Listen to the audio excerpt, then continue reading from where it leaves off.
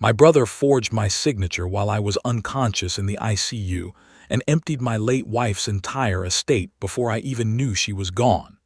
He spent 14 months acting like my grief counselor, my caretaker, my closest friend in the world. Then I found the wire transfers. And then I found something else, something my wife had hidden, something she recorded on her phone 3 weeks before the accident, something she sent to the one person she trusted most, the person she should have trusted least. And what is on that recording is something I have now watched 11 times and still cannot fully hold in my mind, because it doesn't just change what I know about the year before she died. It changes what I know about the decade before that. It changes everything I thought I understood about the life I was living. And the worst part, the part that keeps me awake at 4 in the morning with my chest feeling like something structural has given way inside it, is that I don't think I was supposed to survive the accident long enough to find any of it. Let me tell you who I am before I tell you what happened to me, because I think it matters. I think the person you are before the worst thing happens to you is relevant to understanding how the worst thing reshapes you. And I've spent enough time in therapy over the past 2 years to believe that stories without context are just sequences of events, and sequences of events are not the same as truth. My name is Owen Marsh. I am 41 years old. I grew up in a mid-sized city in the Pacific Northwest, in a house that backed up to a greenbelt that smelled like cedar and rain for 8 months of the year, and like dry grass and heated stone for the remaining 4. My parents were stable, present, ordinary in the ways that matter most. They came to things, they paid attention, they argued occasionally and made up without drama. They built a life that was not remarkable by any external measure and was, by every internal one, genuinely good. My father was an accountant for a regional shipping company. My mother taught kindergarten for 31 years, which is the kind of career that either hardens a person or softens them permanently. And in her case, it softened her in a way that meant she cried at commercials and remembered the names of every student she'd ever had, and made the same Christmas cookies every year until her hands started shaking too much to roll the dough herself. At which point she directed my father through the process, with the patience of a woman who has spent 3 decades teaching 5-year-olds that everything worth doing is worth doing slowly. I was their older child by 4 years.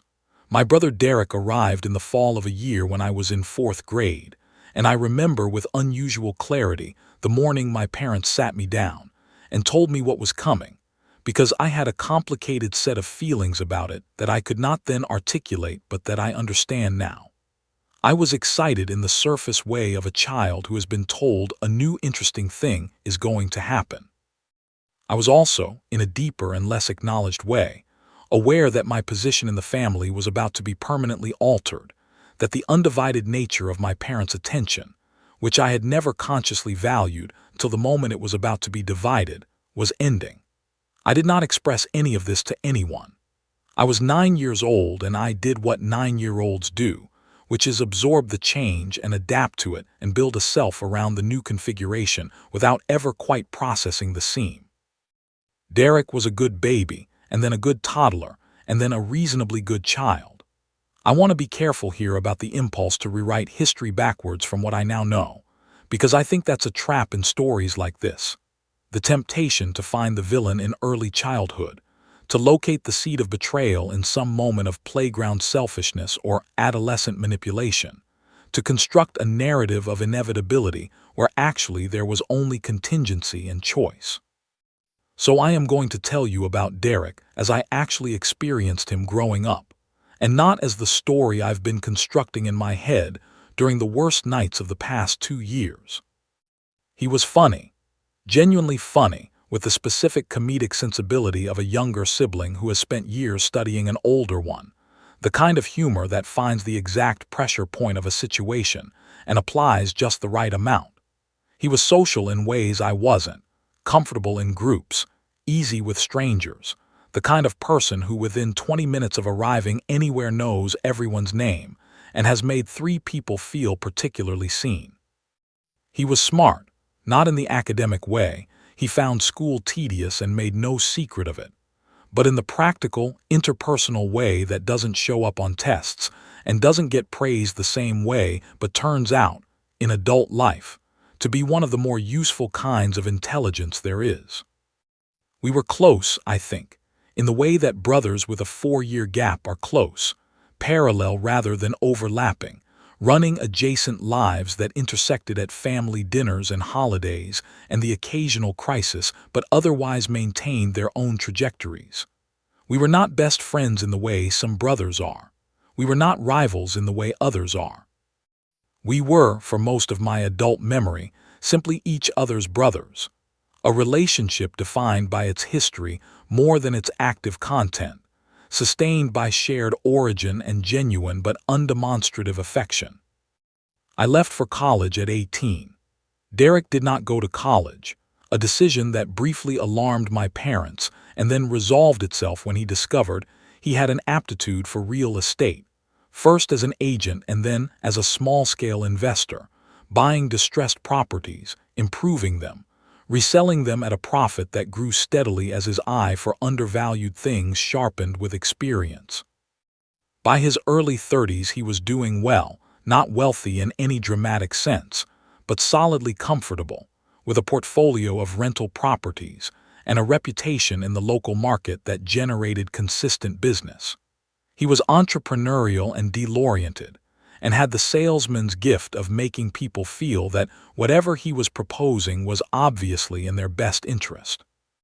I am telling you all of this now, and I am thinking about how different it sounds from how it sounded to me for 40 years, and I am trying to resist the backwards construction.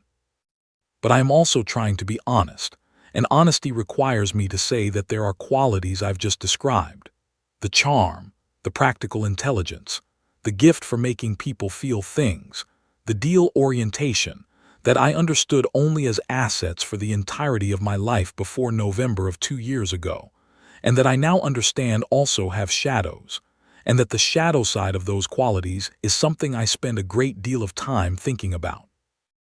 I met Claire in the fall of my 28th year, at a work event I had not wanted to attend. I was 3 years into a job at a civil engineering consultancy that I found technically interesting and socially unremarkable, and the event was one of those quarterly gatherings that exist primarily to justify themselves: catered trays and name tags, and awkward standing conversations with people you mostly already knew and had nothing new to say to. I was there for exactly 45 minutes before I was going to leave, and the reason I know it was exactly 45 minutes is that I had set a timer on my phone with the particular time management discipline of an introvert who has learned that social events are more manageable when they have a clearly defined endpoint. Claire was there because the event was co-hosted by her company, a mid-sized software firm that did infrastructure work. She was standing near the food table talking to someone she clearly knew, and she was laughing at something the person had said, and the laugh was the first thing I noticed, not because it was beautiful, though it was, but because it was completely unperformed. There was nothing in it that was aware of being observed. It was the laugh of a person who had forgotten, for a moment, that they were in a public setting, and that kind of laugh is, in my experience, rare at professional events, where most people are managing their presentation with at least some degree of self-consciousness. I did not walk up and introduce myself. I want to be very clear about this because the romantic revision of the story, the version I've told at dinner parties and to friends asking how we met, involves a confident approach and a clever opening line. But the actual version is that I stood near the food table eating a piece of cheese and looking at her intermittently for about 12 minutes before she turned and caught me looking, and I had to say something because the alternative was to be the person who'd been silently staring. Which is worse than being awkward. I said, "I like your laugh." Which is, in retrospect, a genuinely strange thing to say to a stranger. But Claire looked at me for a moment with an expression of amused surprise and said, "That might be the most specific compliment I've ever gotten at one of these things." And then she introduced herself and I introduced myself, and we talked for the remaining hour of the event, and then continued talking at a bar nearby until the bar closed, which meant I stayed approximately 3 hours and 15 minutes longer than my exit timer had prescribed. We were together from that night forward in the particular way of people who have found something that fits without requiring adjustment. I don't mean it was effortless. Effort is a part of any relationship that's taking itself seriously. But I mean that the effort was directed toward the things that deserved it, and not toward the friction that comes from fundamental incompatibility. We wanted similar things. We had similar values about money, about time, about what a life was supposed to look like in its daily texture. We disagreed about small things often enough to keep it interesting and agreed about large things reliably enough to keep it stable.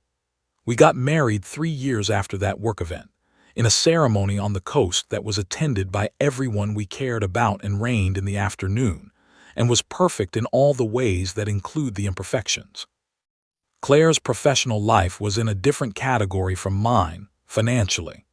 She was talented in a field that happened, at the moment in history when she entered it, to be extraordinarily well compensated, and she had made careful, considered choices about the companies she worked for, and the equity she took, and the moments she stayed, and the moments she moved. She had grown up with money, not extreme wealth, but the inherited financial fluency of a family that understood how money worked and talked about it openly, and passed those habits down. And she brought that fluency to her own earning in a way that I, who had grown up in a comfortable but unreflective household, found both admirable and slightly outside my natural register. Her parents had established a trust for her in her early 20s, seeded by her grandfather's estate and added to by her father over the years. By the time we got married, the trust was worth considerably more than either of us discussed at any length, because it felt premature and slightly morbid to discuss it seriously, and because we were both healthy and young, and had the comfortable assumption of the not yet tested that worst cases are largely theoretical. We talked about children, always in the future tense. We talked about the house, which we bought in our early 30s, a 1940s craftsman in a neighborhood that was in the process of becoming desirable, which we'd chosen partly for its bones and partly for the backyard, which had a mature apple tree and enough space for Claire's ambitions about a kitchen garden that she pursued with more enthusiasm than horticultural success. We talked about eventually. We talked about someday. We had the conversations of people who feel they have enough time for everything. Derek was present throughout all of this. Not intrusively, he wasn't the type to insert himself into a life that wasn't his, but consistently. He came to holidays. He and Claire got along easily, in the way of people who share a natural social fluency and recognize it in each other. He came to our housewarming. He was at our wedding, serving as my best man, and his speech was funny and warm, and genuinely captured something true about our relationship, which at the time made me feel proud of him and lucky to have him. He had a long-term girlfriend for most of his 30s, a woman named Priya who I liked genuinely, and who I now think about sometimes with a particular kind of retrospective sadness, because I wonder what she knows that I don't, and whether she left for reasons she never fully articulated. They broke up around the time Derek turned 38, quietly, without apparent drama, and Derek's account of it was simply that they'd wanted different things, which is the sentence people use when the details aren't worth the telling or aren't available for sharing.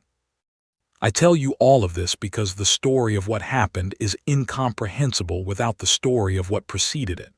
When you find out that someone has done something unconscionable, the mind goes immediately to the question of how could they?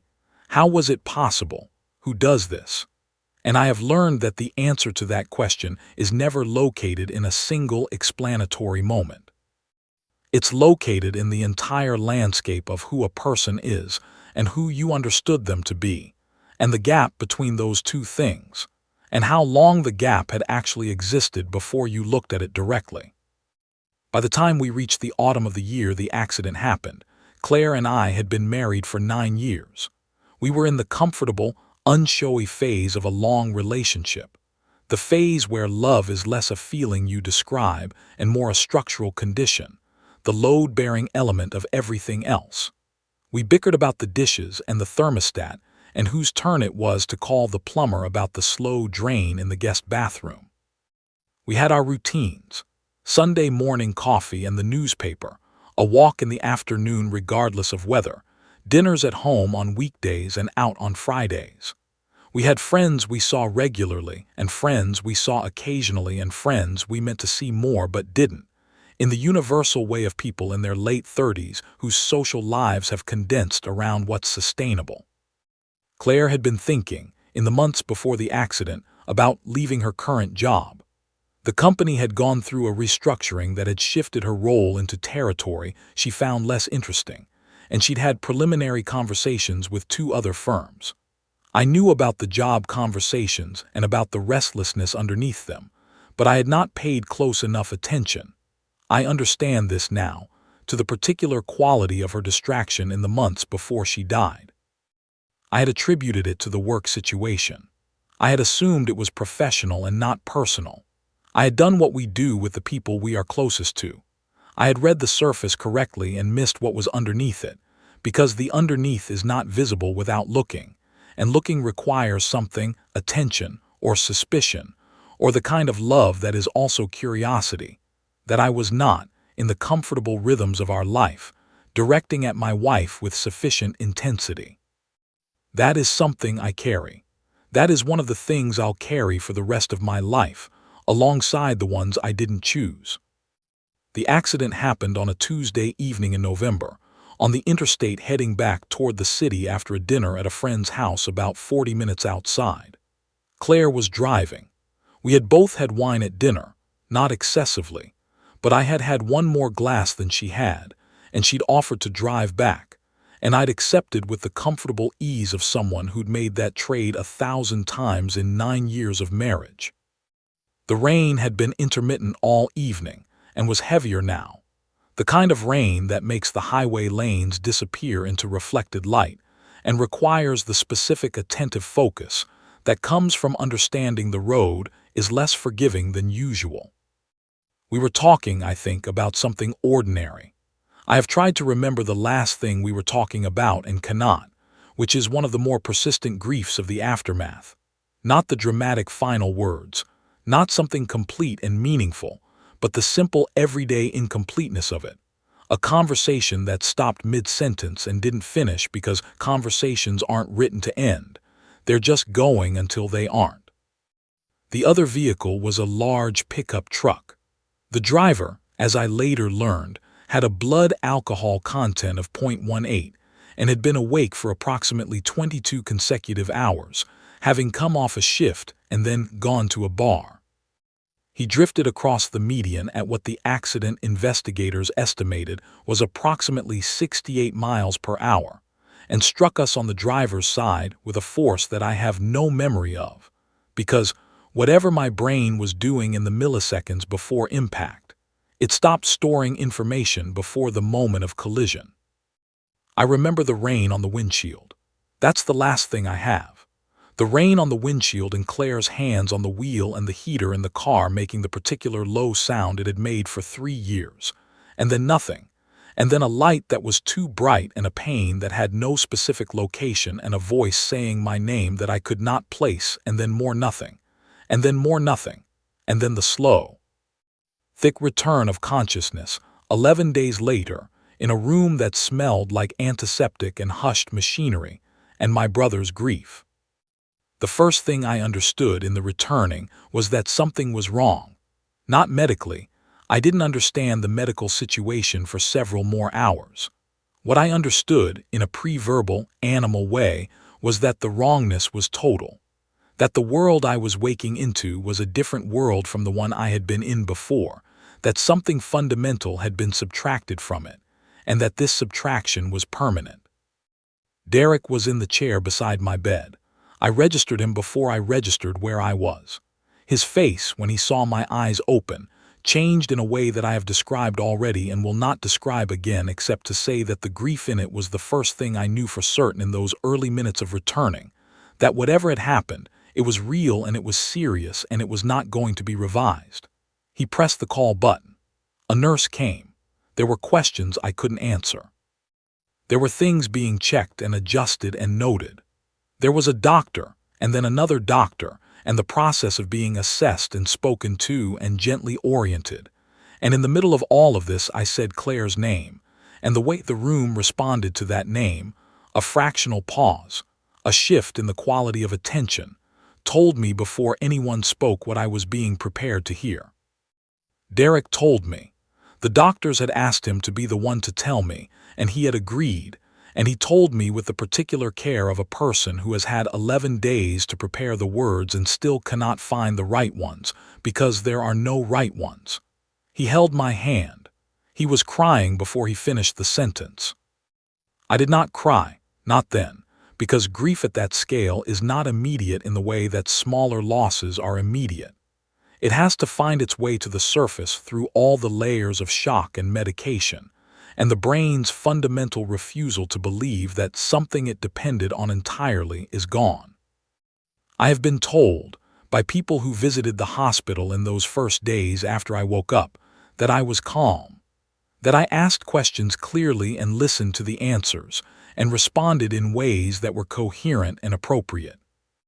My therapist has since explained to me that this kind of surface functionality in the immediate aftermath of catastrophic loss is common, that the nervous system, overwhelmed beyond its capacity to process, defaults to procedure, to the rote performance of normal behavior as a way of managing what it cannot yet absorb. I believe this because it matches my experience exactly. I was operating. I was not feeling, not yet. I was running on the emergency power of the routines and habits of a 40-year life, keeping the lights on while the real circuits were somewhere unreachable, offline, trying to reroute around something that couldn't be routed around. Claire had died in the hours immediately following the accident, from injuries that were unsurvivable regardless of the speed or quality of the medical response. The driver of the other vehicle had been treated and released. He was charged subsequently with vehicular homicide and gross negligence. I will not spend much time on the legal proceedings around him because that is a separate story and not the one I'm telling, though I will say that the outcome of those proceedings was inadequate in a way that is unfortunately common, and that I have had to find a way to put somewhere that doesn't consume everything else. My physical recovery took the better part of 6 months. The fractured pelvis was the most limiting injury for the longest time, the kind of damage that has downstream effects on everything else, that constrains your movement and energy and independence in ways that feel disproportionate to a break, that require not just healing but relearning. The broken ribs were painful in the particular, exhausting way of injuries to structures you use constantly and involuntarily. The collapsed lung resolved within weeks, but left a lingering awareness of my own breathing that I'd never had before, a new background consciousness of the mechanical fact of living. The TBI was the most complicated and the least visible, which made it in some ways the hardest to explain to other people, because the ways it affected me were subtle enough that from the outside I looked largely functional, while from the inside I was operating with reduced capacity in ways that were frustrating and disorienting, and sometimes frightening. Derek was there through all of it. I want to give this period the space it deserves, because I think it's the part of the story that gets the least attention when people hear the outline of what happened, and it's the part that actually breaks me the most when I sit with it, more than the money, more than the legal situation, more even than the recording. Because what Derek gave me in those 14 months was real. Whatever his motivations, whatever was happening underneath, what I experienced was real care. And to have that care retroactively contaminated, to now look back at every meal he cooked, and every drive he made, and every evening he sat with me in the silence of a house where someone was missing, and wonder what he was thinking, what he was planning, whether any of it was what it appeared to be. That is a particular kind of loss that I don't think has a clinical name, but that I'm going to try to describe as accurately as I can. He was at my house almost every day for the first 2 months after my discharge. He drove me to physical therapy 3 times a week, which was a 40-minute round trip, and he never once made me feel like it was an imposition. He stocked my refrigerator. He dealt with the insurance company calls and the estate paperwork, and the cancellation of the dozens of accounts and subscriptions and memberships that exist in a person's life, and that survive them briefly as a kind of administrative ghost, requiring intervention to stop. He sat with me in the evenings when I couldn't sleep, which was most evenings in those early months, and he watched the things I wanted to watch and talked about the things I was able to talk about, and was quiet in the ways that required quiet. He cried with me. I need to say this clearly and hold it alongside everything else that comes later, because the crying was not fake. I know what fake crying looks like. I've seen it since, in legal depositions and in my own memory, and Derek's grief in those months was not performed. He loved Claire. I believe that. He loved her in the way of someone who had known her for a decade and found her genuinely good, and her death was a real loss for him too, and the tears he shed when we talked about her were real tears. This doesn't explain what he did, but it's part of the truth of who he was, and I'm not willing to flatten him into a simple villain because it would make the story cleaner and less accurate. My parents were present in the early weeks, and then less able to be present as my father's health declined. He'd been dealing with a cardiac situation that predated the accident, and that the stress of events had exacerbated. My mother was managing his care and her own grief simultaneously, and the result was that she was available in spirit but limited in practice, which meant that Derek's role expanded to fill a space that needed filling. People in crisis need someone to do things. Derek did things. My friends were good. I want to say that because it's true, and because grief narratives sometimes lose the peripheral kindness in favor of the central drama, and the kindness of my friends in that period was not peripheral to my survival. My friend Marcus, who I'd known since college, called every week without exception and asked specific questions and listened to actual answers. My friend Sujin brought food every Thursday for 6 months, not glamorous food but reliable food, the kind that required no decisions to eat, which is what a grieving person actually needs. Others wrote letters, actual letters which I still have. People showed up in the small, sustainable ways that don't make stories but make survival possible. But Derek was the one who was there daily. And daily presence, in a period when you cannot be alone with your own mind, is an act of such material importance that it creates a debt that feels unpayable. I felt that debt. I acknowledged it, to him and to others. I told people that I didn't know how I would have gotten through those months without my brother. I told him directly more than once that what he was doing for me meant more than I had words for. I think about those statements now, and I feel something I can't entirely name. Not quite shame. I don't think I should feel shame for having expressed genuine gratitude for what genuinely felt like genuine care, but something adjacent to shame. The feeling of having been precisely where someone needed you to be while they did something unconscionable, of having your own love used as camouflage. The estate was complicated in ways that I was not equipped to manage in those early months, and which Derek's background in property and finance made him the obvious person to handle. Claire had a will which named me as primary beneficiary. She had the trust, established by her parents, which also named me. She had the investment accounts and the life insurance and the 401k and all the other financial structures of a professionally successful person in her late 30s who had been thoughtful about money. Her parents, both living, both devastated by her death, were in communication with me throughout this period and were supportive and kind, and I leaned on them more than I expected to, in part because they were the people who understood most specifically what had been lost, who had known Claire in her completeness from the beginning. The power of attorney I'd signed a year earlier. I have explained the context, the routine document update, the signature made without weight, was what gave Derek the legal standing to act on my behalf during the period of my incapacity. He used it, in the immediate aftermath of Claire's death, to establish himself as the functional administrator of her estate, navigating the paperwork that required a living authorized person at a moment when I was not available to be that person. This was, on its face, exactly what the power of attorney was for. This was the scenario the document was designed to address. There is nothing suspicious, in isolation, about a brother with legal authorization managing administrative tasks on behalf of an unconscious sibling. What the power of attorney was not designed for, and what no legal instrument is designed for, is the exploitation of a grieving person's trust by the person who holds it.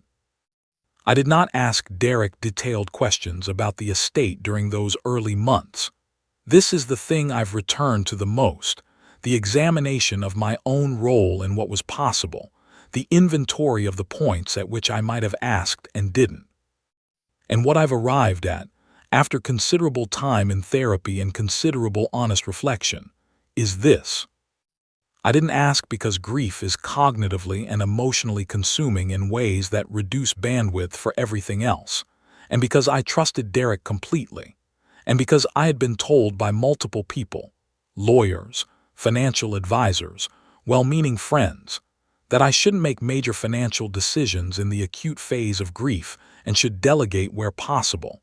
And delegating to Derek felt not just logical but right, and because the alternative, which was paying close attention to the financial architecture of a life that was now only half a life, felt unbearable.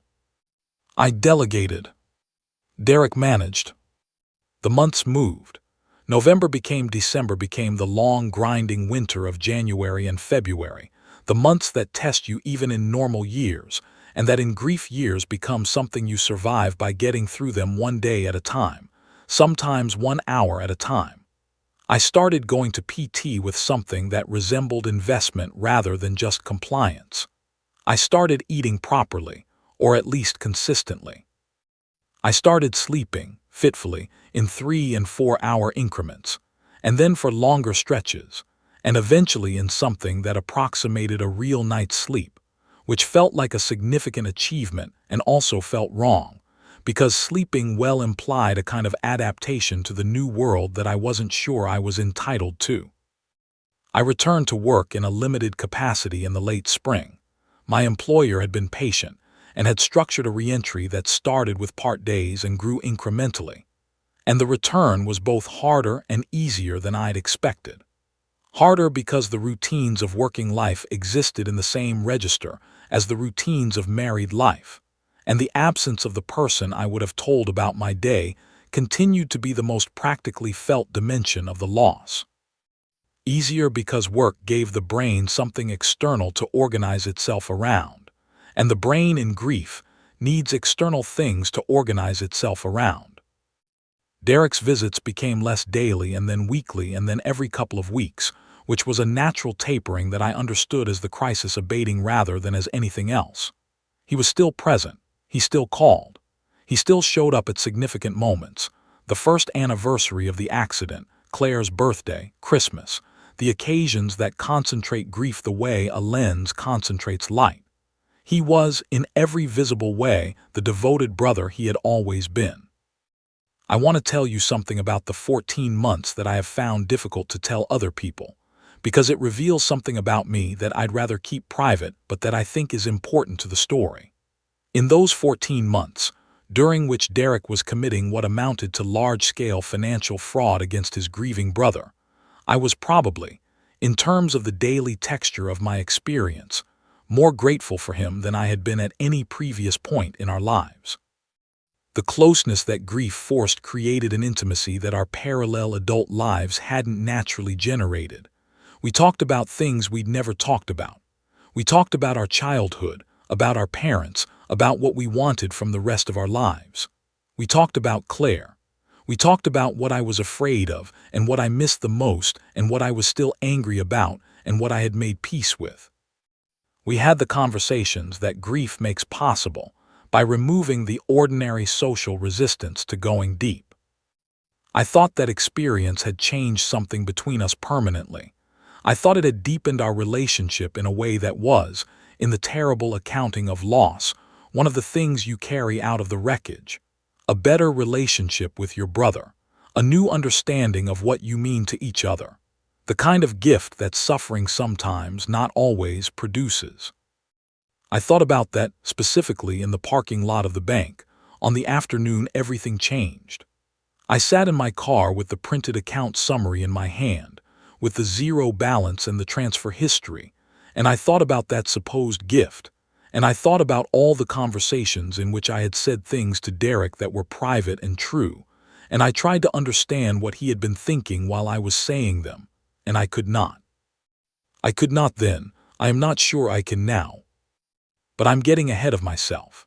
Let me tell you about the banking appointment first. Let me tell you about how the discovery happened, because the how matters not just for the story but for what it tells you about the way things like this come to light, which is almost never through heroic detective work or dramatic confrontation, but almost always through the mundane machinery of ordinary life turning up something it wasn't looking for. The appointment was on a Thursday afternoon in February, 14 months after the accident. I was there about a debit card that had been compromised, a routine fraud alert. Someone had skimmed the number at a gas station, a completely ordinary and irritating piece of modern financial life. The banker who helped me was in her mid-20s, efficient and pleasant. Her name tag said Keiko, and she had the particular manner of someone who is competent at their job and knows it without needing to signal it constantly. The debit card replacement took about 15 minutes. She asked me at the end, as a standard courtesy, whether I wanted to review all the accounts linked to my profile. I said sure, the way you say sure to things that feel low stakes. She pulled up the list on her screen and turned it toward me, and I scanned it with the casual attention of someone expecting nothing in particular. I saw my checking account, my savings, the joint account Claire and I had shared, which I'd converted to a sole account after the accident, which still felt wrong every time I saw it. A small money market account I'd opened 3 years ago and essentially forgotten about. And then a fifth account number that I didn't recognize. It had a name attached to it, Marsh Estate Settlement Temporary Admin. I asked Keiko what it was. She looked it up. Her expression remained professionally neutral, but there was a slight pause before she responded that told me she was reading something with attention rather than skimming. She said it was a transitional account that had been opened approximately 13 months ago, attached to my profile during an estate settlement process, and that it showed as closed with a zero balance. I asked for the transfer history. The printer in the corner hummed. She walked over and collected the pages and placed them in front of me with the quiet efficiency of a person who has decided not to interpret what they're facilitating. And I sat there in the blue upholstered chair across from her desk, and I looked at what was on the pages. The account had been opened using my profile credentials, authorized via the power of attorney instrument 13 months earlier. Over the following 6 weeks, a total of 23 transfers had moved money through it. Money in from Claire's trust accounts and investment accounts. Money out to accounts I didn't recognize. The total that had moved through, in, and then immediately out was $342,000. I looked at the page for a long time. Keiko was doing something at her computer with the focused purpose of someone who has correctly read the room and is giving a person the space the situation requires. There was soft music playing from somewhere overhead, the kind of formless ambient music that banks and waiting rooms used to fill silence without demanding attention. Someone walked past the office glass on their way to the teller windows. Everything was very ordinary and very still. I folded the pages. I put them in my jacket pocket. I thanked Keiko. I shook her hand. I walked out of the bank and across the parking lot to my car, and I sat in the driver's seat, and I looked at the printed pages in my hand for I don't know how long. The feeling in those first minutes was not what people usually describe when they talk about discovering a betrayal. Movies and television have trained us to expect a surge, rage, devastation, something immediate and overwhelming. What I felt was closer to the feeling you get when you look at an optical illusion, and the hidden image suddenly resolves. A shift in perception that is quiet and total. A moment in which what you've been seeing rearranges itself into something different that was always actually there, and which cannot be unseen. Everything rearranged. The 14 months of care, the daily presence, the cooking, the driving, the sitting beside me in the evenings, the conversations that had felt like gifts, the closeness I had been grateful for. All of it rearranged, and I looked at the rearranged version, and I sat with it for as long as I could before I picked up my phone and called the attorney whose number I had from 3 years earlier, a woman named Helen who had handled a contract dispute for me, and who I'd thought was sharp and direct, and not inclined to waste time, which was exactly the combination I needed. She answered on the third ring. I told her I might have a situation. She asked me to describe it briefly. I described it briefly. She was quiet for a moment, and then she said, "Can you come in tomorrow morning?" I said yes. She said, "Bring everything you have." I sat in my car for another 20 minutes before I drove home. At home, I went to my office.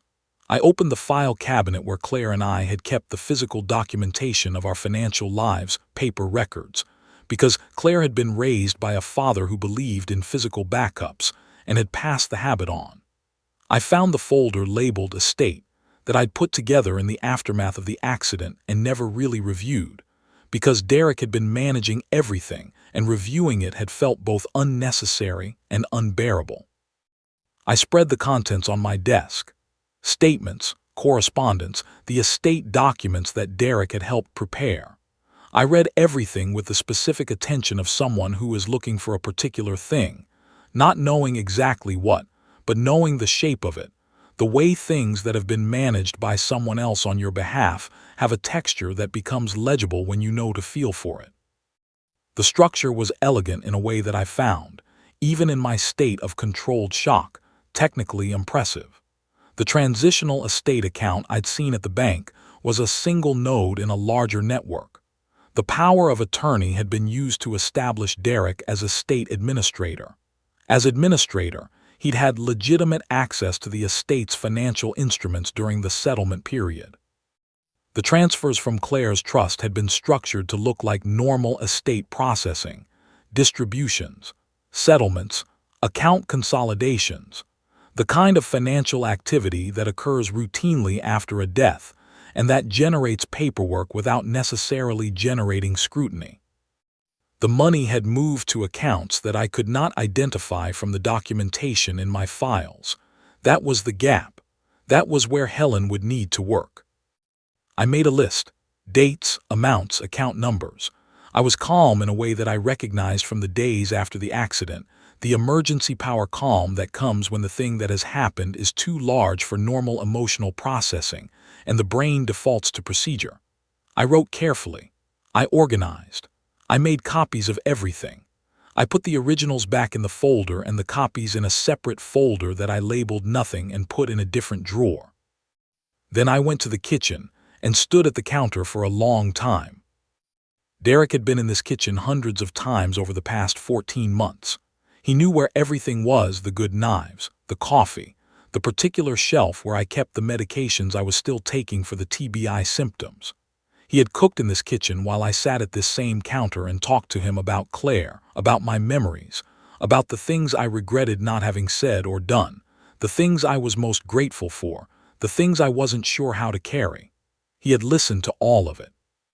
He had responded with the care and attention of a person who was genuinely present. I thought about all the ways presence can be used, how a person who is there constantly is also a person with access to the physical space and everything in it, to the emotional information of a grieving person who is not guarding themselves because they're in grief and because they trust the person with them, how care and surveillance can look identical from the inside.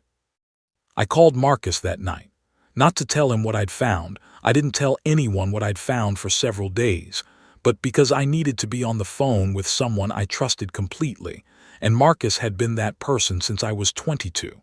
I let him talk about his week. I answered his questions about mine in ways that were truthful but not complete. When we hung up, I felt slightly less like I was standing in a void. Helen's office was downtown, on the 14th floor of a building that always smelled faintly of coffee and carpet cleaning.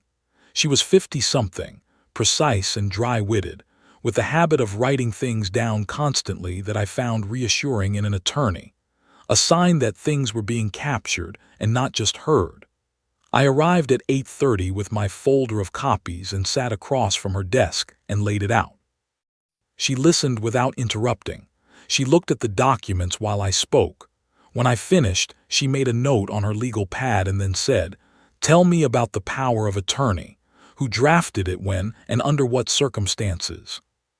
I told her. She nodded once. "And during the 11 days of your incapacity, were you given any information about specific actions being taken under the POA?" I said no. I said I'd been unconscious for the duration and had not been debriefed on any specific actions afterward, because Derek had handled things and I'd trusted that.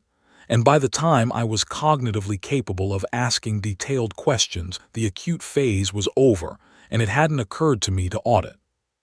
She made another note. She said, "The account you found at the bank, is this the only unusual account?" I said I didn't know. I said I thought it might be one of several nodes in a larger structure. She said, "That's my read too from what you're showing me." She paused. She said something I've thought about many times since. The sophistication of this is either the work of someone with significant experience in estate transactions or someone who got specific legal advice. Possibly both. I asked what the timeline looked like. She said she'd need several weeks to compile a full picture, that she'd need to work with a forensic accountant, that there would be subpoenas for financial records that would require court authorization. She said the case was serious. She said the word felony with the clinical neutrality of someone for whom it's a technical category rather than a dramatic statement. I asked whether she thought we had a strong case. She said, "What you found is a thread. The question is what's attached to the other end of it." She said it the way a person says things they mean, precisely and not dramatically. "Come back in 2 weeks and we'll know more." I left Helen's office and walked the 6 blocks to a coffee shop I liked and sat at a corner table and drank a cup of coffee and thought about my brother. I thought about him the way you think about someone you've known your entire life when you're in the process of understanding something new about them. Which is to say, I thought about the whole of him simultaneously, the layered accumulation of 40 years of shared history, and I tried to find the place where what he had done was legible within that history, where it connected. I am a person who needs things to make sense, not in a simplistic way but in the way of someone who believes that human behavior, however terrible, is explicable if you know enough about what preceded it. And I needed to understand how the person I had grown up with and trusted and been grateful to had done this. The real estate business, I knew from general conversations over the years, had gone through a rough period in the year or two before the accident. The market had tightened. Some deals that Derek had been expecting to close had fallen through. He'd mentioned it in passing, without apparent alarm, and I hadn't pressed because it felt like his business and not mine to inquire into. I'd offered at one point to help if he needed it, and he declined easily and said he was fine, and I'd believed him because there was no reason not to. I think, and this is reconstruction, because I don't have all the facts even now, that the financial situation was worse than he'd let on. I think that the circumstances of the accident, which put me in a coma and killed Claire, and activated the power of attorney, and generated the largest pool of accessible funds Derek had ever been adjacent to, arrived at a moment when he was under pressures I didn't know about and had possibly been looking, consciously or not, at the money in a way that had been theoretical before it became suddenly practical. I don't know if that makes it more or less forgivable. I don't know if forgivable is even the right framework. I've spent a great deal of time talking to Dr. Natalie about what forgiveness actually means in a situation like this. And what I've arrived at is that forgiveness is not a binary. You don't have it or not have it, but a practice, a decision you make repeatedly in the face of a thing that continues to be exactly what it was, and that the practice is for you and not for the person you're forgiving, which means it doesn't require their repentance or their understanding or even their awareness.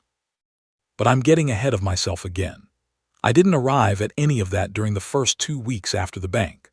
I arrived at very little during those 2 weeks except a specific kind of controlled vigilance that I'd never experienced before, the state of going through the ordinary motions of life, talking to people, showing up to work, having normal conversations with Derek on the phone, while carrying a private knowledge that changes everything, and that requires not showing.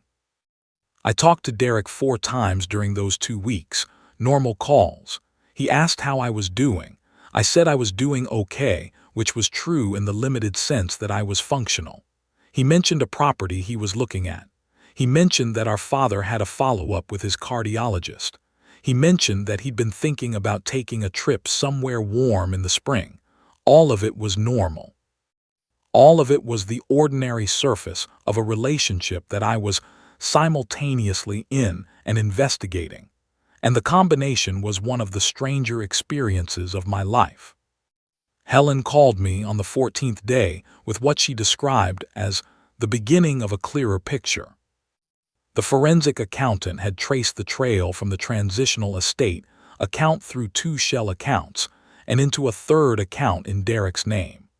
The amount that had moved into his possession was $342,000. Additionally, the investigation had found evidence of an earlier transaction, approximately $60,000 from Claire's investment accounts, that had occurred through a different mechanism in the days immediately following the accident, before the main transfers, structured as an administrative fee for estate management services that Derek had apparently invoiced himself for under a business name. $402,000 total. The life that Claire had built, the equity she'd earned, the trust her father had grown and protected and handed to her as a safety net for whatever her life needed. $402,000 that I had thought was sitting in my accounts, available to me when I was ready to think about it, accessible whenever the grief allowed for practical thought. Gone, spent, deployed into whatever Derek had needed it for, whatever debts it had paid, whatever gaps it had filled in a financial life I hadn't known was in crisis. Helen told me she was preparing to bring this to the district attorney's office. She said the documentation was strong. She said the POA had been exceeded substantially, that its authorization was for administrative convenience during incapacity and did not include anything remotely resembling the self-dealing transfers that had occurred.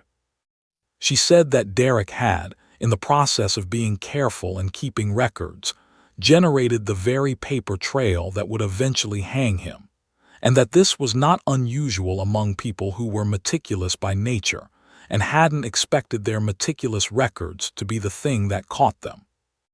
I asked her to give me 1 week before she took it to the DA. She asked why. I told her I wanted to talk to him first. She said, "Owen, I'd strongly advise against." I said, "I know you would. I need a week." She was quiet for a moment. Then she said, "1 week. Don't do anything that creates a problem for the case and call me immediately after." I said I would. Then I sat with the phone in my hand for a long time, and I thought about what I was going to say to my brother, and how I was going to say it, and what I needed from the conversation. And I realized that the last question was the hardest because there wasn't a clean answer. What I needed was something that the conversation could not produce. What I needed was to not have any of this be true. What I needed was the 14 months to have been what they appeared to be and not what they were. What I needed was something that was not available. What I could get was the conversation. I called him on a Sunday. I told him I needed to talk to him in person. He said sure, his voice carrying the easy availability of someone who had no reason to be cautious. He said he could come over Monday evening. I said that worked. I said I'd make dinner. I said this in a tone of ordinary domesticity that I had to concentrate to maintain, and when I hung up I sat in the kitchen for a while doing nothing. Monday came in its ordinary way. I worked. I made a grocery run. I cooked a pasta dish that Derek had always liked. I know, but the gesture felt important, like I was maintaining the form of the relationship until the conversation, like I owed the relationship a proper ending and not just an ambush. I set the table. I opened wine. I thought about how many times he'd been in my house over the past 14 months doing exactly these things for me, and I held that thought, and I didn't put it down. He arrived at 6:30. He came through the unlocked front door the way he always had, calling my name from the hallway, hanging his coat on the hook by the door. He came into the kitchen and looked at the setup and smiled, and said something about how good it smelled, and I watched him cross the kitchen with the specific quality of attention you give a thing you're seeing for the last time, or at least the last time in a particular way. We ate, we talked. He was entirely himself. Warm, attentive, present. He asked me about work. He told me about the property he'd been looking at, the numbers on it, whether it was worth the renovation costs. We talked about our father's cardiology results, which had been cautiously good. We talked about a film we'd both seen years earlier that had come up in some algorithm's recommendation, and we argued mildly about whether it held up, the kind of conversation that exists purely for the pleasure of the disagreement. I let it run through dinner. I poured the wine and ate the pasta and participated in the conversation with enough of myself to keep it going. And then the plates were done and the wine was low and the conversation had reached one of its natural resting places, and I said, "I need to ask you something." His face didn't change, not immediately. He looked at me with the attentive expression of someone expecting a normal question. He said, "Sure." I said, "I had a meeting at the bank a few weeks ago." Something moved across his face. Very small, very controlled, but I was watching closely and I saw it.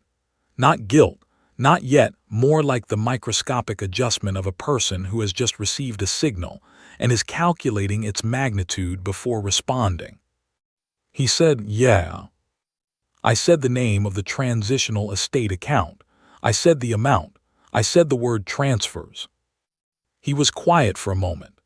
The quiet had a quality to it, not the blankness of someone who doesn't understand what they're hearing, but the weight of someone absorbing the fact that a thing they'd managed for over a year had arrived, finally, in the space between them. He looked at me. I looked at him. And then he said, "I knew you'd find it eventually." I want to tell you what I felt in that moment because I've been asked and because I think it's relevant. I expected rage. Everyone who hears this story expects rage, and honestly I expected it too, the clarifying surge of it, the permission it would give. What I felt instead was the same optical illusion sensation from the parking lot, that quiet total shift of everything rearranging into its actual configuration. What I felt was a stillness so complete that it was almost peaceful, the particular piece of something that was uncertain being resolved, regardless of how terrible the resolution was. I said, "Tell me." And he did. Not everything. I would learn things later, from Helen's investigation and from documents and from the recording, that Derek either didn't know I would discover or wasn't ready to include. But the core of it, the financial core, he told me. The real estate losses. The debts, larger than I'd imagined, the product of several years of accumulating exposure in a market that had not cooperated with the deals he'd structured.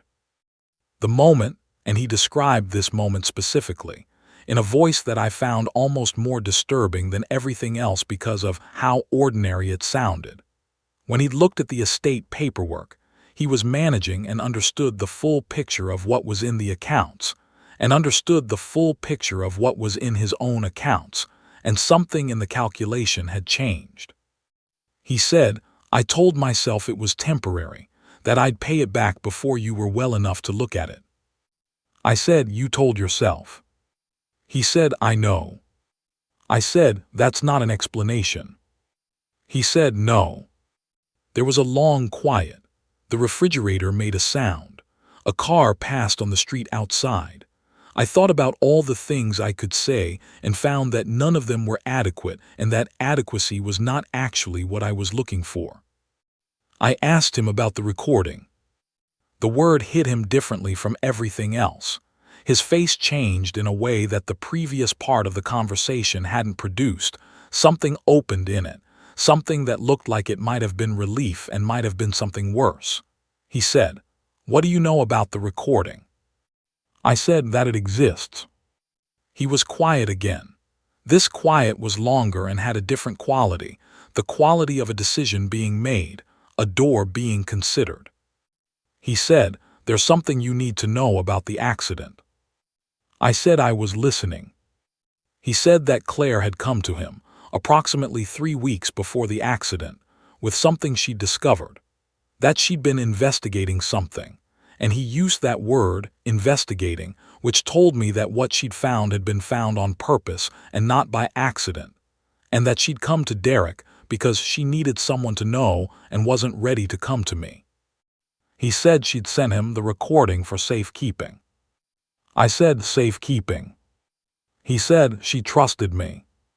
The sentence sat in the room between us with the weight of everything it implied, that Claire had trusted him, specifically, with something she'd found, that the person she'd trusted with the safekeeping of her discovery was the person who was simultaneously in the process of planning to steal her estate, that whatever the recording contained, it had been in Derek's possession for over a year, while he'd been sitting beside me in the evenings talking about Claire, while he'd been listening to me describe what I missed most, while he'd been the devoted, grieving, indispensable brother.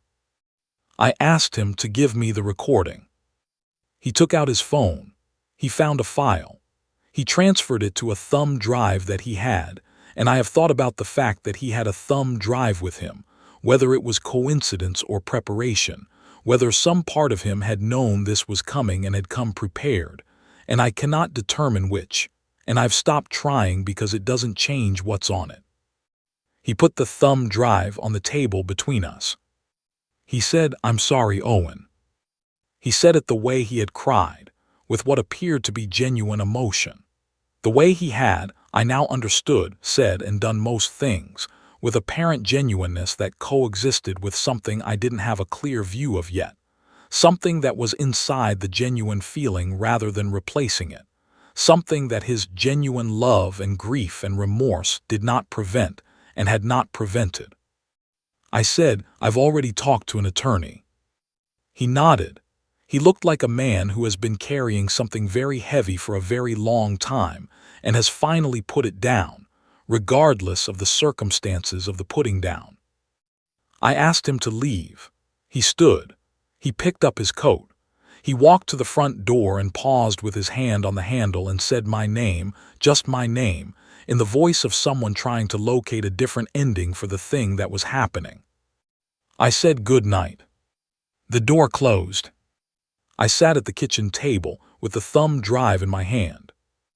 I called Helen the next morning and told her the conversation had happened and she should proceed. She said, "Did he say anything that creates a problem for the case?" I said he confirmed everything. She was quiet for a moment.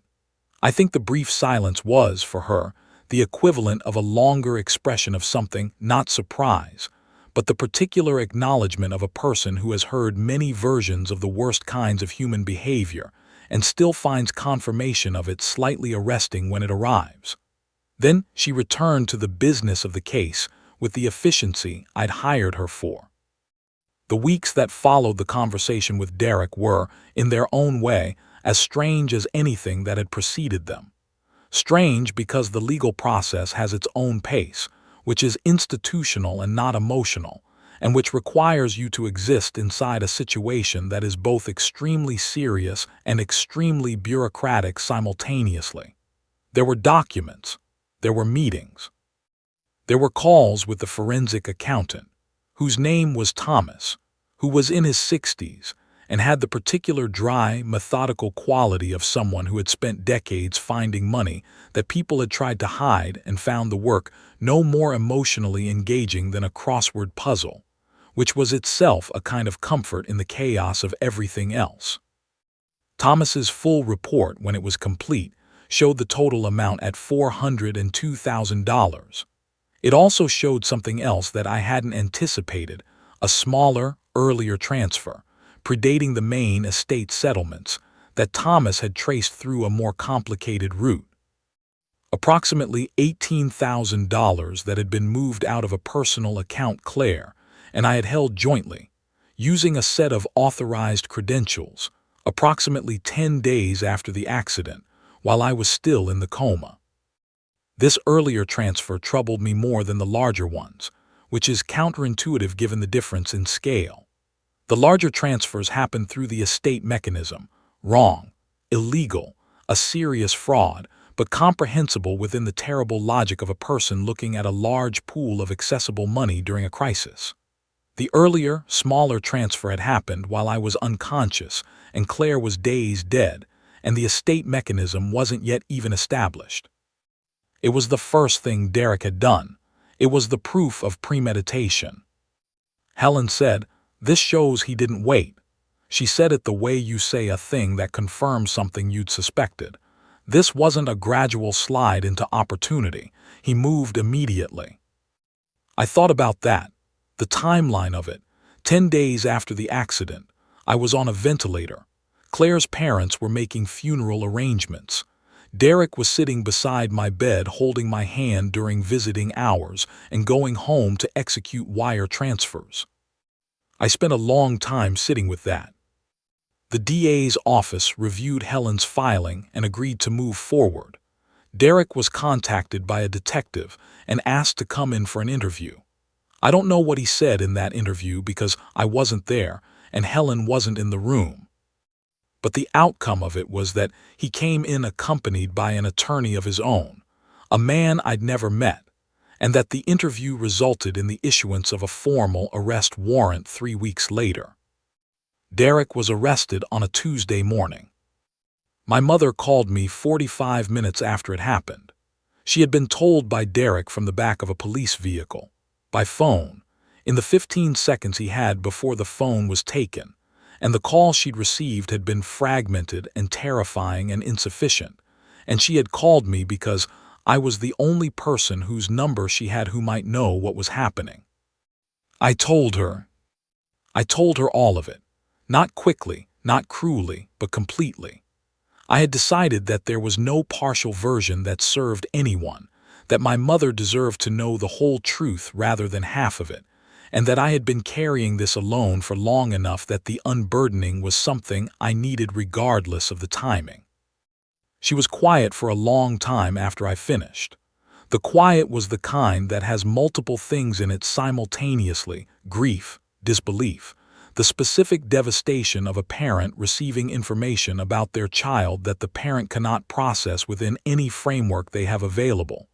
Then she said, very quietly, "He stole from you." I said yes. She said, "While you were in the hospital." I said yes. She said, "While Claire was," and she stopped before the sentence finished and I heard something happen in her breathing, a catch. And then she said my name, just my name, in a voice that was asking something that didn't have a question structure but was a question nonetheless. I said, "I know, Mom." She said, "What do I do?" I said, "I don't know." She said, "I love him." I said, "I know." She said, "I love you too." I said, "I know." And that was, in its painful inadequacy, the most honest conversation my mother and I had ever had, and I have thought of it many times in the months since as a kind of horrible gift. That what had broken the family open had also, in breaking it, removed something that had been in the way, some layer of maintenance and management and careful presentation, and what was underneath was just love and grief and the inability to fix anything. My father's reaction was different. My father processed things internally and expressed them slowly over time, in ways that were sometimes months delayed from the event that generated them. And so the first response I got from him was almost no response at all. A brief phone call from my mother telling me he'd heard. A text from him saying he needed time. What eventually arrived, about 3 weeks after the arrest, was a letter, not email.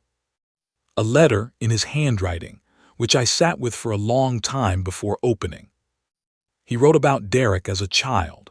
He wrote about specific memories, things Derek had done when he was 8, 10, 15, moments my father had found funny or impressive or difficult, the texture of raising a particular kind of son. He wrote about the moment he'd understood that Derek had a gift for charming people into trusting him, and how he'd thought of that as a gift and not a warning, because why would you think of a gift as a warning? He wrote about times he wondered, reading the newspaper, about people who had done things like what Derek had done, whether those people's parents had seen signs and missed them or whether there were truly no signs, and that now he knew the answer, at least in this case, was that the signs had been there and he hadn't known how to read them and had chosen not to.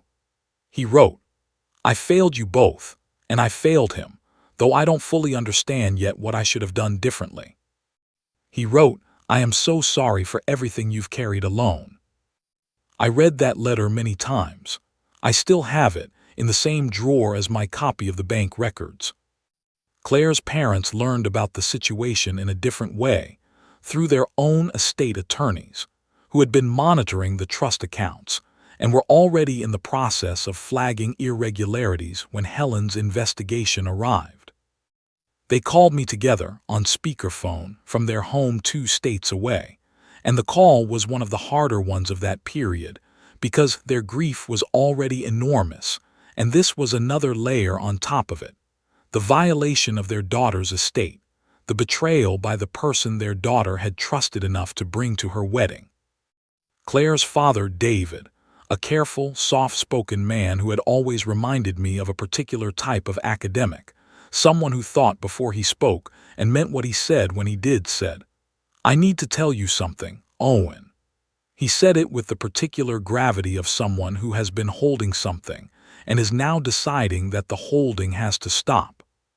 He said that Claire had called him, approximately a month before the accident, that she told him she was worried about something, that she hadn't given him details but had said she was looking into something and would tell him more when she knew more. He said that he had assumed, when the accident happened, that whatever she'd been looking into had died with her, and that he hadn't brought it up because it had seemed like an additional complication to an already unbearable situation. He said, "I should have told you sooner." I said, "I'm learning about a lot of things that should have happened sooner." He was quiet. Then he said, "She loved you very much. Whatever she found and whatever it means, that part is separate." I said I knew. I believed it. The arrest and subsequent proceedings moved through the legal system with the grinding, impersonal patience of institutions processing large, complicated things. Derek pleaded not guilty initially, which Helen had expected and explained as standard procedure. The evidence was substantial enough that his own attorney, I learned later, had advised him toward a plea deal, which Derek eventually accepted approximately 4 months after the arrest. The plea, financial fraud and breach of fiduciary duty in the estate context, carried a sentence that included significant prison time and full restitution. The restitution would take years. The assets Derek had, what remained of the real estate portfolio after the debts it was meant to service were accounted for, were significant but not sufficient to cover the full amount immediately. Helen set up a structured repayment arrangement. The money would come back, she said, but not all at once and not soon. I told her I wasn't worried about the money. She looked at me the way lawyers look at clients who say things like that. The look of a person who has been in their profession long enough to understand that everyone is worried about the money even when they aren't worried about the money, and that the not worrying is usually a sign of something else. She wasn't wrong. What I was worried about had a different name and was sitting on a thumb drive in my home office, and had been sitting there for longer than I was going to be comfortable saying, because watching it required something I hadn't yet determined I had. Let me tell you about the waiting. The thumb drive sat on my desk for 4 days before I watched it. I've been asked why, and the honest answer is that I was afraid of it in a way that I couldn't fully articulate, not afraid of what it contained exactly, but afraid of the after, afraid of the version of myself that would exist on the other side of watching it. Because everything up to the recording was terrible, but it was a kind of terrible that existed in a clear moral framework. Derek had done something wrong, I had found it. It was being addressed. There was a wronged party and a responsible party, and an institution designed to handle the gap between them. The recording felt like it might be something else. Claire had made it deliberately. Claire had sent it to Derek, of all people, to Derek, for safekeeping. Claire had called her father to say she was looking into something. Whatever was on that recording existed in a different register from the financial fraud, and the different register was the one that made me leave it on the desk for 4 days while I went through the motions of ordinary life and felt the pull of it from whatever room I was in. On the 5th day, Dr. Natalie came to my house. Not a scheduled session, she had called and asked if she could come over, which she'd never done before, and I understood that she understood something about where I was, and I said yes. She arrived with 2 cups of coffee from the place near her office that I'd told her about once, and she sat in the chair across from the couch and she said, "I think you should watch it today, and I think you shouldn't watch it alone." I said it might change things. She said it might. I said it might change what I understand about Claire. She said it might change what you understand. It won't change who she was. I thought about that for a long moment. Then I got the thumb drive. I plugged it into my laptop. There was one file. I looked at it for a few seconds. Then I pressed play. Claire appeared on the screen, and everything else disappeared. She was in her car, parked somewhere. I could see the dashboard and the window behind her showing a parking lot I didn't recognize. She was in a coat I remembered, a dark green wool one she'd had for years. Her hair was down. She looked directly at the camera with the expression she had when she was doing something that required steadiness, a kind of composed directness, the face she brought to difficult conversations, to things that mattered. She said, "Derek, I'm sending this to you because I need someone to have it. I'm not ready to show Owen yet because I need to understand it more before I do, and I need to figure out how to tell him. I trust you. I hope I'm right to trust you." Beside me on the couch, Dr. Natalie put down her coffee. Claire said, 3 weeks ago I was going through the old laptop, the one from before the company restructure, and I found something that I wasn't looking for. She reached off camera and pulled something into frame, a printout. She held it toward the camera long enough for the phone to focus on it, and I paused the video and looked at what was on the page, and I had to back up and pause it again to look more carefully. And then I sat with my hand on the laptop, and I felt something in my understanding of the world shift in a way that made the rest of the shifts, the parking lot, the kitchen table, everything feel like preparation for this one. I pressed play. Claire said, "I don't know how long this has been going on. I don't know the full scope of it, but I know what I found and I know what it means, and I know I have to tell Owen because he deserves to know." She described what she'd found in careful, specific language, the language of an engineer who had been trained to describe problems accurately and completely. She described the document. She described the context in which she'd found it. She described the searches she'd run afterward and what they'd returned. She talked for 7 minutes. At the end of the 7 minutes, she said, "I love him. That's the thing that's making this hard. I love him and I know this is going to hurt him and I don't know how to carry that until I can tell him." She said, "Please keep this safe." She ended the recording. Dr. Natalie was quiet beside me. The room was very still.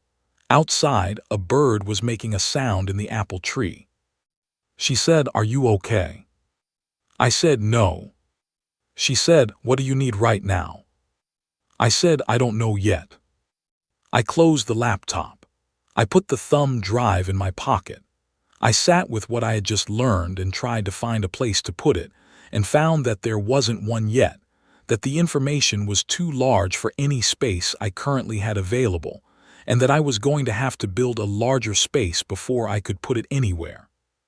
Here is what I will tell you, and here is where I have to be careful, because some of what the recording contains is information that is currently relevant to a situation that extends beyond the estate fraud case, and my attorney has advised me about what is and isn't prudent to share publicly while that situation is developing.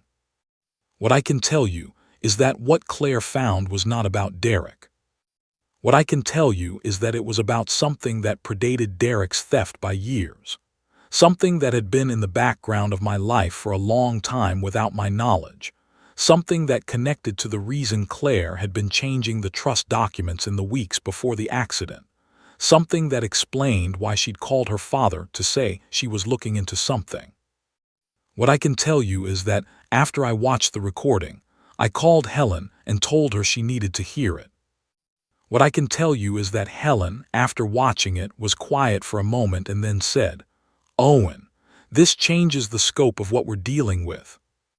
I said, "I know." She said, "There are going to be more conversations, with more people. Some of them are going to be very difficult." I said, "I understand." She said, "How are you holding up?" I thought about my wife in her green coat in a parking lot, holding a document toward a phone camera, being careful and direct and loving in the specific way. She was always careful and direct and loving, doing the hard thing the way she always did the hard thing. I said, "I'm holding." She said, "That's enough for today." That conversation was 11 days ago. I am writing this at a desk in the house Claire and I shared for 7 years. The apple tree in the backyard has started to come in again, the third spring since she died, the third time I've watched it without her. Barnaby is asleep on the floor beside me, because I got a dog 8 months ago and named him after a character in a book Claire loved, a decision I made in a moment of needing to do something in her direction. And he is large and brown and deeply committed to being wherever I am, which is a quality I find indispensable. Derek's case is in the sentencing phase. I will be asked to provide a victim impact statement. I have been writing and rewriting it for weeks, because the thing it needs to contain is not just the financial harm, which is documentable and concrete, but the other harm, the harm of the care, the 14 months of presence that I now cannot look at cleanly, the loss of the relationship I thought we'd deepen through grief, which was itself a consequence of a loss I was already carrying. How do you put that in a legal document? How do you give a number to the contamination of memory? Helen has a meeting scheduled for next week with a separate set of investigators. The recording has been shared with them. I don't fully understand the shape of what comes next, only that it is coming, and that it is larger than I expected when I walked into the bank on a Thursday afternoon to deal with a compromised debit card. My parents are managing the way people manage things at 70, slowly, with the particular resilience of people who have lived long enough to know that catastrophe is not the end of the story unless you decide it is. My father has said, in our recent conversations, things that I think he would not have said before, things about regret and attention and the costs of certain kinds of looking away. My mother sends me food, still, by which I mean she calls to tell me what she's made and offers to bring it over, which is her language for everything she doesn't have other words for, and which I have learned to receive as the full sentence it is. Claire's parents called last week to check in the way they call every week. David asked me near the end of the call whether I was sleeping. I said better than before. He said that was good. Then he said, "She would want you to be okay, you know that." I said I knew. He said, "And she would want you to be more than okay eventually." I said I was working on it. I believe that. I believe it in the complicated way of believing things that are true and insufficient simultaneously.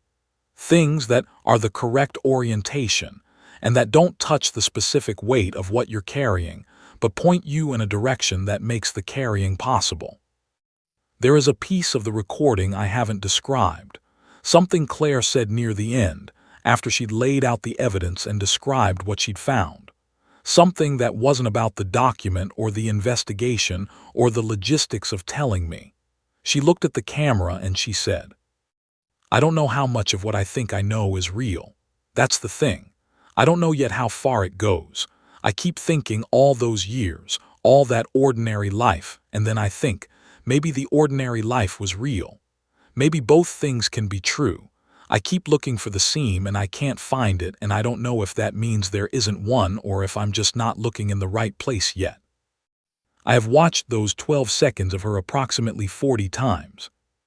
I know what she means. I know the experience she's describing, the search for the seam between what was real and what was constructed, the attempt to locate where the performance began, and whether it contaminated the things you thought were solid. I am still looking. Helen says the next meeting is in 6 days. I haven't slept well in 11 days. The apple tree is coming in outside. I am holding. I'll update when I can. Update added 3 days after original post. I said I would update, and so I am updating, though I want to be careful about what I say because things are in motion that require a kind of care I'm not used to exercising in real time. The meeting happened yesterday. Not Helen's meeting, that is still in 3 days, but a different one that I did not expect, that arrived in the form of a phone call from a name I did not recognize asking if I could speak with 2 people from a federal agency. I said yes. I sat in my kitchen with the afternoon light coming through the window, and I listened to 2 people explain to me, in the measured and careful language of people who choose their words professionally, that the investigation that had grown out of Helen's original case had intersected with something they had been looking at separately, from a different angle, for a different initial reason. I don't have authorization to describe the specifics of what they told me, not yet. What I can tell you is that it was not a small thing.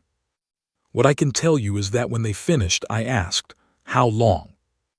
And the older of the 2 said, "How long have we been looking at this, or how long has it been going on?" I said both. They gave me 2 different numbers. The first number, how long they'd been looking, was a number of months that surprised me. The second number, how long it had been going on, was a number of years. I said the number back to them to make sure I had it right. They confirmed it. I sat with that number. 11 years is a long time for something to be in the background of a life, without the person living that life knowing it was there. 11 years is the entirety of my relationship with Claire. It is every anniversary and argument and Sunday morning and late-night conversation and ordinary meal and shared grief and accumulated joy of 9 years of marriage and 2 years of courtship. I asked, "Does this connect to the accident?" The younger of the 2 looked at the older. The older said, "We're not able to answer that question yet." I said, "That's not a no." They were quiet. I said, "I need you to understand that I have a recording my wife made 3 weeks before she died in which she describes finding something she wasn't looking for and being afraid to tell her husband before she understood it fully." The older one leaned forward very slightly. I said, "And I need to understand whether what she found is connected to what you're describing, and whether her not being here to tell me about it is a coincidence." The room was very quiet. The older one said, "Mr. Marsh, I think you should have your attorney present for our next conversation." I said, "When is our next conversation?" He said, 3 days. The meeting ended. They left. I stood in my kitchen and I looked at the apple tree outside. I thought about Claire in her green coat in that parking lot, holding a document toward a camera with the steadiness she brought to difficult things, saying, "I don't know how far it goes." I thought about the seam she was looking for. I thought about 11 years. 3 days. I'll update when I can. Let me go back, because I realize I've been moving through the earlier parts of this at a pace that serves the narrative but doesn't serve the truth of what those years actually felt like. And I think the truth of what they felt like matters. I think it matters because the amount of suffering that preceded the discovery is part of what makes the discovery what it is, not just a financial crime, but an act committed against a person who was already at his lowest, and in a context that made the crime both possible and particular. So let me slow down and tell you more carefully about the year before any of this came to light, because I owe it to the story, and I owe it to my own accounting of my life. The TBI, the traumatic brain injury, is not something most people understand when they haven't had one or known someone who has. And I include myself in that. I didn't understand it before I had one, despite having a general sense that the brain was important and that injuries to it were serious. What I didn't understand was the specific texture of living inside a damaged brain while the brain is repairing, which is not the dramatic incapacity of the movies, not lost memories and blank stares and sudden confused seizures, but something more like living with a very slow computer that occasionally crashes for reasons you can't predict and doesn't always save the work it was doing. I would be in the middle of a sentence and lose the word I needed. Not forget it. It wasn't forgetting exactly, more like the word was there, and then had a door in front of it that I couldn't open. I would be driving and suddenly feel genuinely uncertain about where I was going, even on a route I'd driven hundreds of times, a brief disconnection that lasted maybe 15 seconds and was terrifying in every one of those seconds. I would have conversations that I could not recall at all by the following day, which was particularly disorienting in the context of grief, because grief is a thing you are trying to remember precisely and carefully, and my instrument for remembering was unreliable.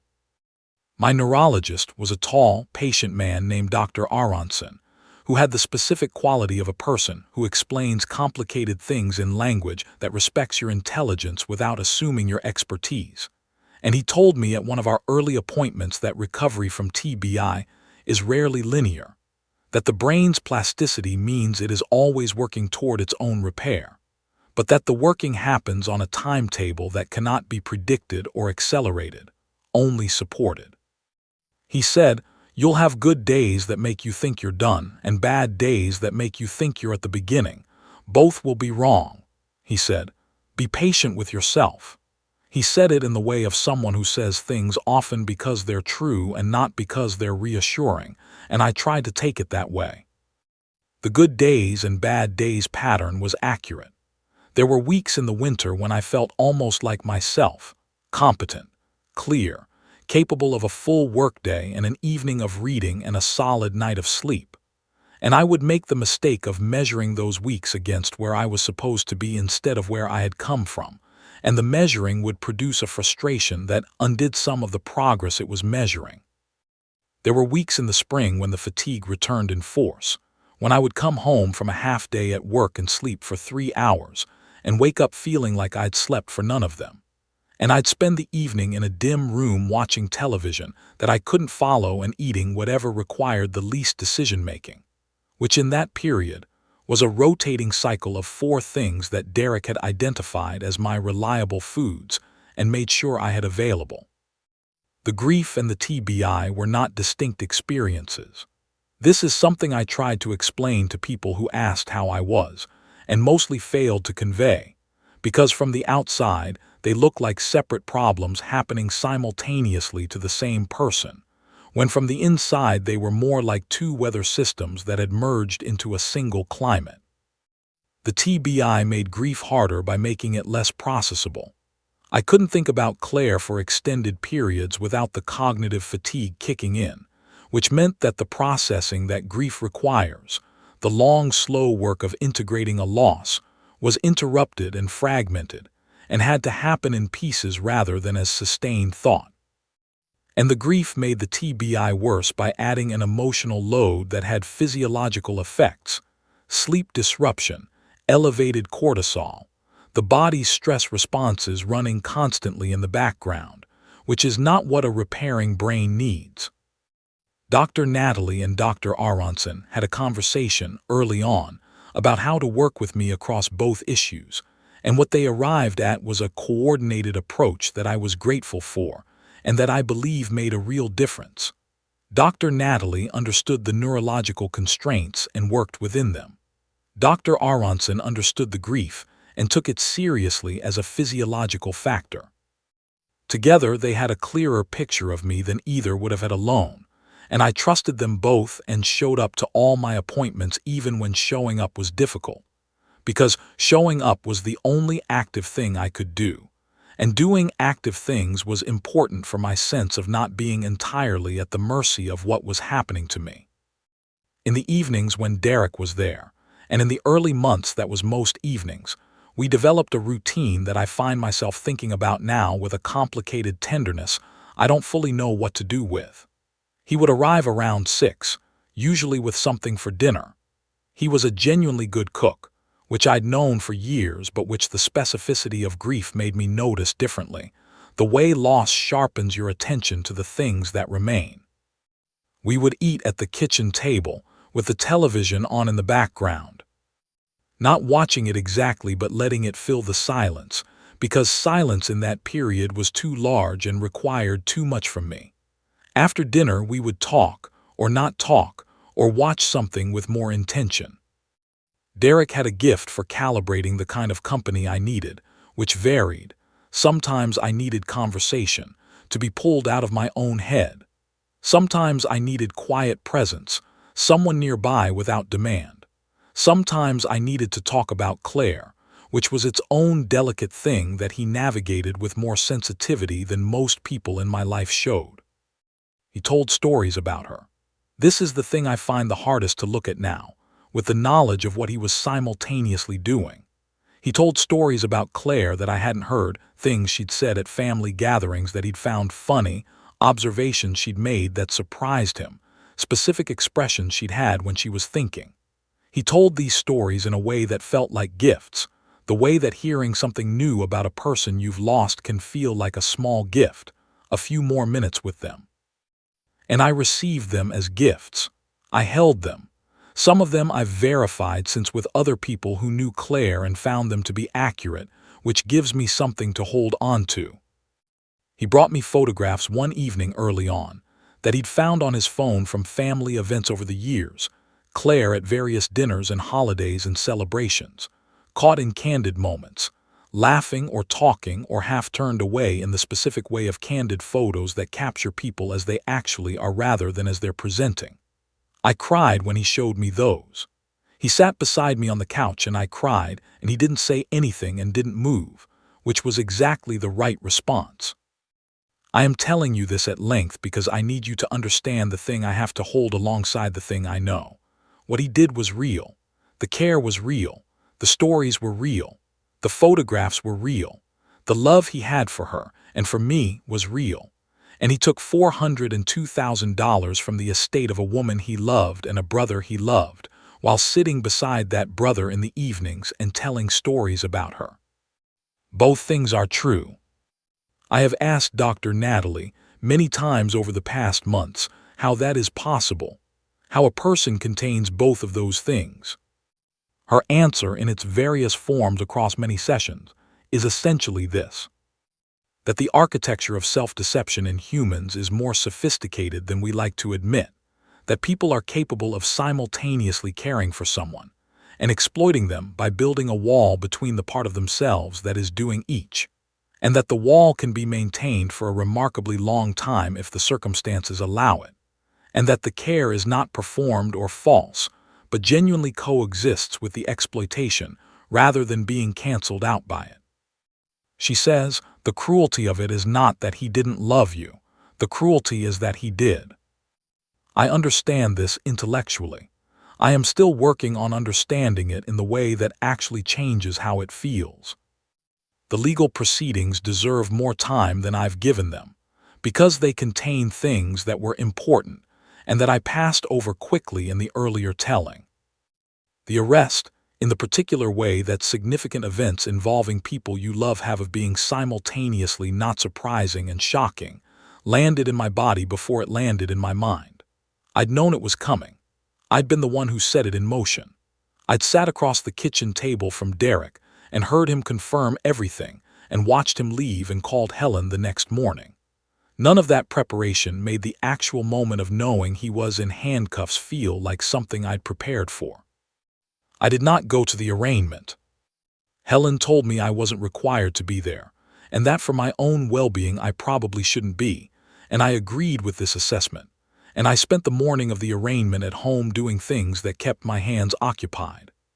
I cleaned the kitchen, thoroughly, the kind of cleaning that involves taking everything out of the cabinets, and I reorganized the spice drawer, and I called Marcus and talked to him for 2 hours about everything except the arraignment. Because Marcus knew what day it was and understood what I needed, which was to be talking to someone who had known me for my entire adult life, and who did not require the topic to be the topic in order for the conversation to be about it. Marcus, in those months, was the person I leaned on most outside of my professional support. He had known Claire and had grief of his own about losing her. He had known Derek less well, and had feelings about the situation that were, I think, actually cleaner than mine in some ways. The uncomplicated moral clarity of someone who cares about you and has been told someone hurt you, without the 40 years of history that complicated everything for me. He was angry on my behalf in the direct, simple way that I couldn't be on my own behalf, because my anger was always tangled up in the grief, and the confusion, and the competing truths of who Derek was. Marcus came to stay with me for a week during the period after the arrest, when the proceedings were underway, and the public nature of the case had meant some coverage in local news and some well-meaning but exhausting contact from people I'd lost touch with who wanted to express sympathy, or, in some cases, their opinions about Derek or about the family in ways that I didn't have the bandwidth to receive. He ran interference. He answered some of the calls I couldn't answer. He made breakfast, and we ate it while reading things on our phones without speaking, which is the kind of comfortable silence that only exists between people who have known each other long enough that silence requires no maintenance.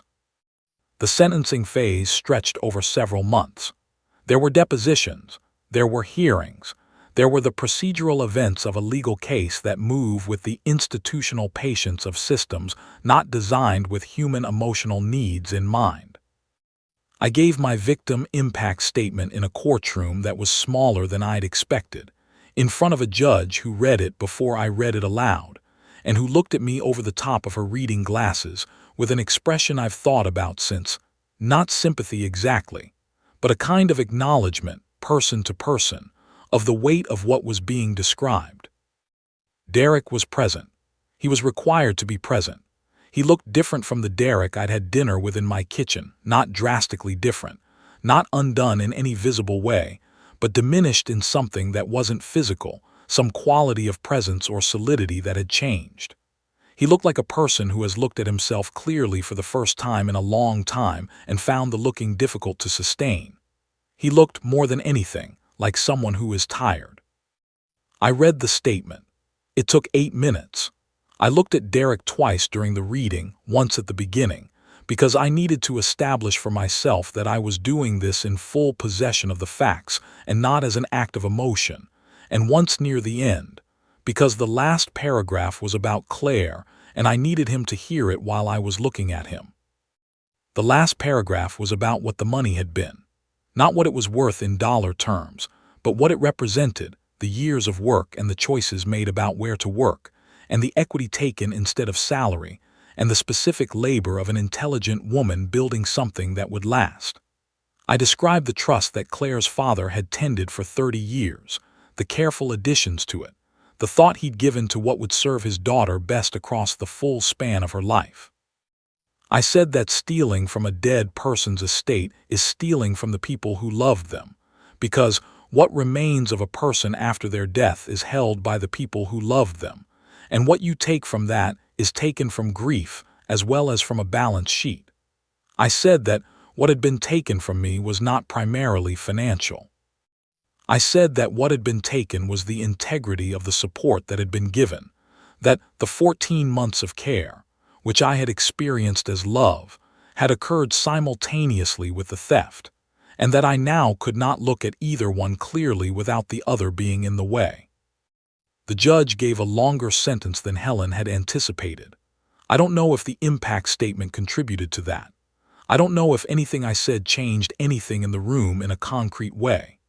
What I know is that I said it, and that saying it was for me more than for any outcome, and that when I left the courthouse and stood on the steps in the cold February air, I felt lighter than I had felt since the parking lot of the bank.